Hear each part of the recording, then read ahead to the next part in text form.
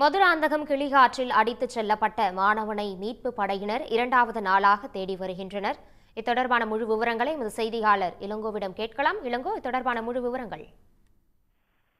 நிச்சயமாக மதுராந்தகம் அருகே கிளியாற்றில் அடித்துச் செல்லப்பட்ட பள்ளி மாணவன் அவரை தேடும் பணியில் இன்று பேரிடர் மீட்பு குழுவினர் இரண்டாவது நாளாக தேடுதல் வேட்டையில் ஈடுபட்டுள்ளனர். மதுராந்தகம் அருகே மலைப்பாளையம் கிராமத்தைச் சேர்ந்த +2 மாணவன் புவனேஷ் மதுராந்தகம் பள்ளியில் 12ஆம் வகுப்பு படித்து வருகிறார். இவர் நேற்று சக மாணவர்களுடன் கிளியாற்றில் குளிக்க சென்ற பொழுது முதலில் தண்ணீர் குதித்த இவர் வெள்ளத்தில் அடித்து செல்லப்பட்டார். அவரை தேடும் பணியில் நேற்று மதுராந்தகம் தீயணைப்பு துறையினர் தேடி வந்த நிலையில் எதிர் சூழ்ந்ததால் தேடும் பணியை தற்காலிகமாக நிறுத்திக் கொண்டனர். இதன் காரணமாக ஆத்திரமடைந்த பொதுமக்கள் நேற்று சாலை மறியலிலும் தேசிய நெடுஞ்சாலையிலும் செய்தனர். இன்று சென்னையிலிருந்து வரவைக்கப்பட்ட சிறப்பு பேரிடர் மீட்பு குழுவினர் 20க்கும் மேற்பட்டோர் மற்றும் மதுராந்தகம் தீயணைப்பு துறையினர் மற்றும் மதுராந்தகம் போலீசார் ட்ரோன் கேமரா போன்றவற்றின் மூலம் இன்று தேடுதல் பணியில் ஈடுபட்டு வருகின்றனர். விரிவான தகவல்களுக்கு நன்றி இளங்கோ.